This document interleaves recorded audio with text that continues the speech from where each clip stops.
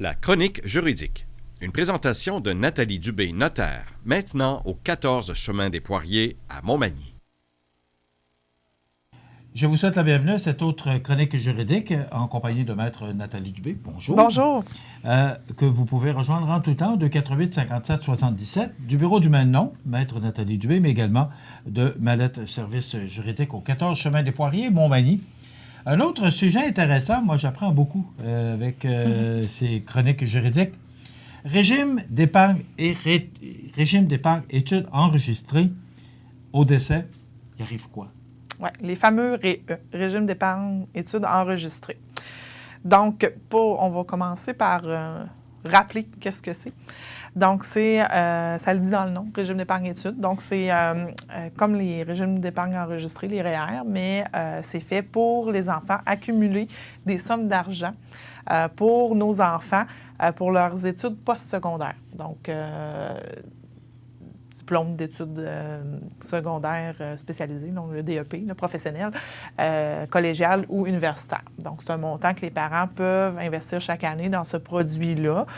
Puis, il y a des subventions aussi gouvernementales, dépendamment de notre revenu, qui viennent bonifier notre épargne dans les régimes d'études. Et les régimes d'études, ces montants-là, les profits s'accumulent à l'abri au fil des ans et à l'abri de l'impôt. Donc, c'est un produit qui existe pour accumuler des sommes pour les études de nos enfants. Ou de nos petits-enfants. Ou de nos petits-enfants, c'est vrai. Donc, ces sommes d'argent-là, ce que la plupart des personnes ne savent pas, peu importe, là, c'est sûr que les régimes d'études, là, on a déjà eu des chroniques financières par le passé qui les ont bien expliquées. Ça peut être pris dans les institutions financières où il y a des compagnies spécialisées aussi pour ça. Ils ont leurs règles de gestion interne chacun. Par contre, ce qui est commun à tout le monde, ce que le parent ou le grand-parent accumule à chaque année pour l'enfant, donc les 16 premières années, ce capital-là que l'on dépose, il appartient au souscripteur. Donc, moi, j'ai pris un régime d'épargne études pour chacun de mes enfants à leur naissance. Je mets, admettons, 1 000 $ par année chacun. On a le droit de cotiser jusqu'aux 16 ans de l'enfant. Là, vous me pardonnerez si les technicalités là, des âges et tout ça, parce que moi, je connais juridiquement, mais le financier, je vais laisser ça à vos autres chroniqueurs. Ouais. Donc, le 16 000 $ que j'aurai accumulé jusqu'aux 16 ans de mes enfants, il me revient. Il n'appartient pas à l'enfant. Il appartient au souscripteur, donc à la personne à qui appartient le régime d'études. Donc, moi, maman, je prends pour fiston un régime d'études. Je décide de mettre 1 000 $ par année jusqu'à ses 16 ans. Bien, aux 16 ans, je vais avoir mon capital. Ce qui appartient pour les études, officiellement à l'enfant, c'est le profit de ces 16 années-là. Donc, l'intérêt et les subventions gouvernementales, bien entendu. Bon, vous avez placé 16 000 $, puis, je ne sais pas, on fait des chiffrons, là, il y a 3 000 $ d'intérêt. L'intérêt, c'est ça qui appartient à l'enfant, va être remis à l'enfant qui va aller aux études. C'est ça qui est remis comme bourse pour certaines institutions, comme... Est-ce que c'est vous qui le remettez ou c'est le gouvernement? Ça va avec les critères des institutions financières et tout ça, de quelle façon ils peuvent sortir les sommes. Mais le capital, le montant amassé, parce qu'on peut mettre, je pense, jusqu'à 4 000 $ par année dans donc 4 000 $ fois 16, ça commence à faire de l'argent. Oui. Donc, ce capital-là, il faut comprendre qu'il nous revient. Donc, quand il me revient, ma fille a 16 ans, j'ai le 16 000 $ que j'ai investi, je ne suis pas obligée de le prendre pour ses études. Je peux aller m'acheter une auto neuve avec ça. Donc, c'est ça. Surtout, la situation peut changer au moment où vous l'avez pris au moment où vous le retirez. C'est ça. Ce qui va appartenir à ma fille, c'est le profit de mon capital. Donc, les intérêts qui se sont accumulés pendant 16 ans, plus les bourses du gouvernement. Avec les critères, si elle va à l'école, preuve de scolarité, tout ça, là, j'ai pas encore retiré mes régimes, je ne sais pas tout à fait encore. Donc, c'est ça qui est important de savoir lorsque moi, comme notaire, comme conseillère, les gens me posent la question, bon, le régime d'études de mes enfants, qu'est-ce qui va se passer à mon décès? Donc, il faut bien comprendre comment fonctionne le régime d'études avant de prendre nos décisions, qu'est-ce qui arrive à mon décès. À mon décès, il faut nommer un autre souscripteur. Donc, je peux dire, moi, le régime d'études de mes enfants, qui m'appartient, donc mon 16 000 là, qui m'appartient, je veux qu'à mon décès, ce soit ma sœur qui devienne la souscriptrice. C'est elle qui devient propriétaire du régime d'études. Ce qui veut dire qu'aux 16 ans de ma fille, ma sœur va recevoir le 16 000. Donc, et je n'ai pas de moyen, si je fais ça comme ça, de faire en sorte que ma sœur va bel et bien l'utiliser pour les études de ma fille. Parce que ma sœur pourrait décider de partir en voyage autour du monde avec ce 16 000-là. Mais si vous le marquez dans votre testament, est-ce que le liquidateur doit absolument s'assurer que ce 16 000-là ira? C'est la personne que je nomme comme souscripteur. Je peux lui mettre, comme on l'a vu dans un autre chronique, un legs à charge, des conditions pour faire en sorte OK, vous pouvez le faire. que ce 16 000-là serve pour les études de mes enfants. OK. Donc, on voit tout aussi la question de confiance versus la personne à qui on va céder. Si on ne l'a pas mentionné, admettons que je n'en ai pas parlé dans mon testament de mes régimes d'études, parce que des fois, on n'en parle pas. C'est souvent, c'est les héritiers qui possèdent le régime d'études, où on peut choisir aussi de continuer à contribuer aussi dans le régime d'études. Donc, les héritiers deviennent propriétaires du régime d'études, et encore là, les héritiers peuvent choisir d'encaisser l'argent accumulé comme de le laisser pour les études des enfants. Est-ce que c'est 16 000 net ou 16 000 imposables? Ah, là, lorsque le retire, c'est 16 000 net, c'est pas du revenu, c'est du capital. Ce qui est imposable, c'est les OK. revenus. Non, parce que là, j'avais dit, s'il y a de l'impôt à payer là-dessus, ça devient compliqué. Oui, non, c'est un mécanisme qui fait en sorte que c'est du capital qu'on a accumulé. C'est pas parce qu'on aurait plus que 16 000. On retirerait 16 000 plus les revenus. Mais là, les revenus s'en vont à l'enfant. C'est l'enfant qui est imposé dessus. Puis souvent, ils ont moins ou gagnent moins que le parent. Donc, c'est ça le mécanisme du régime d'études. Donc, c'est pour ça que lorsqu'on possède un régime d'études pour nos enfants, c'est important d'en parler lors de la rencontre où est-ce qu'on planifie notre testament et tout ça pour que, parce que tout ne se fait pas automatique. Tu sais, on présume de la bonne foi de notre entourage, notre liquidateur, nos héritiers et tout ça, mais vaut mieux le prévoir aussi dans notre testament. Qu'est-ce qui arrive du régime d'études? Qu'est-ce qu'on fait avec ça? Qu'est-ce que vous voulez qu'il se fasse? Est-ce qu'on continue pour les enfants ou la personne qu'on met dessus peut faire ce qu'elle veut avec? Donc, parce que, tu sais, on parle d'une personne qu'on va nommer, mais si mes héritiers sont mes enfants, l'enfant qui en hérite à 20 ans, 18 ans, 20 ans, est-ce qu'elle va l'utiliser pour ses études ou elle va s'acheter une auto pas de luxe, là, on s'entend, dépendamment du montant. Alors, ça dépend du montant qu'il y a dans le régime d'études, mais il y en a qui ont 50 000, 60 000 dans le régime d'études. Donc, l'enfant reçoit...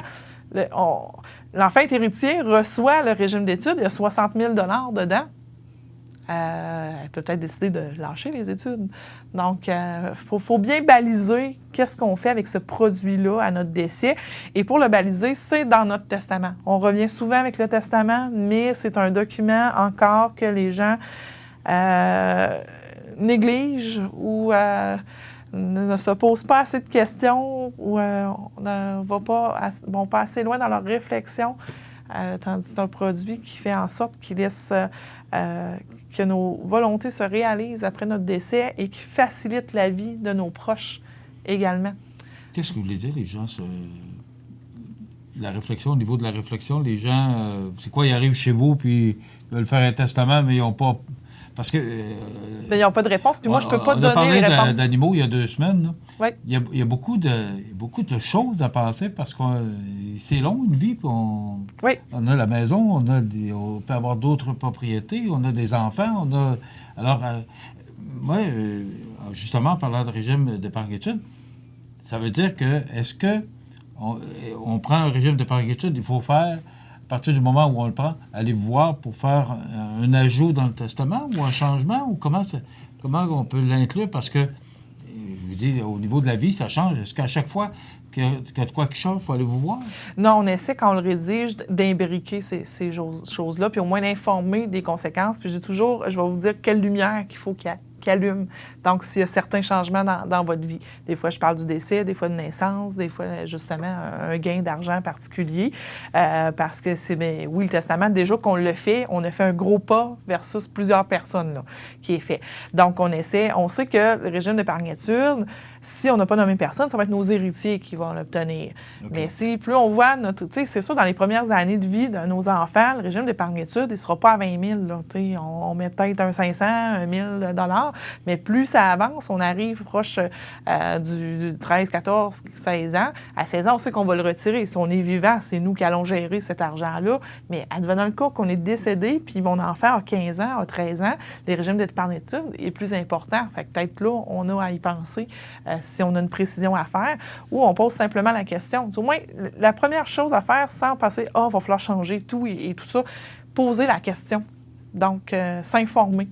Ça, on ne sera jamais pénalisé de savoir informer, puis il n'y a jamais de questions niaiseuses. Donc, on a de l'air plus niaiseux. Ça, j'aime ça que vous c'est ça. On a de l'air plus niaiseux à ne pas la poser que la poser. Parce que des fois, même nous, on pose des questions, puis les gens sont gênés de répondre. Je prends souvent en succession, là, j'ai des gens, des fois, c'est gênant de dire, ben là, j'ai des dettes de carte de crédit. Mon mari avait des dettes de carte de crédit. On avait ça. Tu arrives quasiment avec un nuage de honte. Mais on est tout le monde pareil, là. On a chacun notre sac à dos. Puis moi, on n'est pas là pour juger. Ça reste entre les quatre murs du bureau. Puis nous, on est là pour apporter des solutions pour vous faciliter la vie. Donc, autant faciliter la vie à ceux qui vont rester. Qui vont rester. Donc, il y a des solutions lors du décès. Puis, souvent aussi, ça va coûter cher. Des fois, c'est pas cher s'informer, là, versus ce que vous auriez fait, que vous aurez mis dans le pétrin. Je veux pas je reviens à ma question. Si on a des enfants ou petits-enfants, parce que, bon, ça les petits-enfants un public aussi qui est âgé, est-ce qu'on a des petits-enfants, on a pris un régime d'épargne-études, est-ce que là, on doit le mettre dans le testament ou comment ça fonctionne? Oui, là, il va aux héritiers, ce que j'ai compris. Oui, il va aux héritiers. Est-ce qu'il est préférable pour les grands-parents, particulièrement les grands-parents, de le mettre ou de l'inclure dans leur testament? Si vous avez, suite à la chronique, ça vous inquiète, puis au moins réfléchissez qui sont vos héritiers, vous allez savoir qui va recevoir le capital. Si vous dites, oh, moi, ça ne fonctionne pas, là, la personne, là, s'informer, puis on peut faire une modification à votre testament puis l'intégrer dans votre testament. Puis, on va en profiter pour le relire avec vous puis voir s'il y a autre chose. Puis, on va aussi vous dire, est-ce que ça vaut la peine de le changer? Parce que vous faites votre analyse, puis là, vous appelez, vous informez.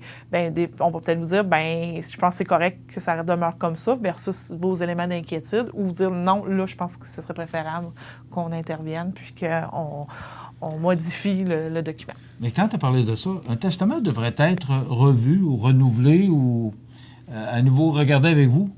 À quelle fréquence? La Chambre des notaires soumet 5 ans. Ça, je dis aux gens, 5 ans. Mais s'il arrive un événement dans votre vie, comme je l'ai parlé tout à l'heure, une naissance, un décès, une séparation, ces gros événements-là, je me dis au moins, relisez votre document puis voyez si ça s'imbrique bien. S'il y a quelque chose d'être pas sûr, appelez, informez-vous.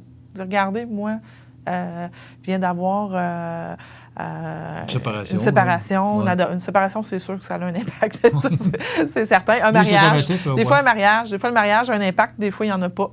Donc, j'ai toujours relisez votre document, puis voir si les morceaux s'imbriquent bien un dans l'autre, malgré la nouvelle situation. Puis si vous n'êtes pas certain, bien, appelez-nous. On va regarder ça ensemble, puis on va agir en conséquence avec votre accord. C'est important. C'est très important de le faire. Bien, ça complète pour les régimes d'épargne-études. Donc, c'est important, si vous avez des régimes d'épargne-études, de vous assurer que l'argent ira au bon endroit. C'est une autre bonne chose qu'on vient d'apprendre dans cette chronique juridique. Merci beaucoup. Merci à vous. Maître Nathalie Dubé, que vous pouvez rejoindre en tout temps au 248 57 77 du bureau du même nom, mais également de Mallette Services juridiques au 14 Chemin des Poiriers, bureau 202. Ça complète. On se retrouve dans 2 semaines. Merci. Merci.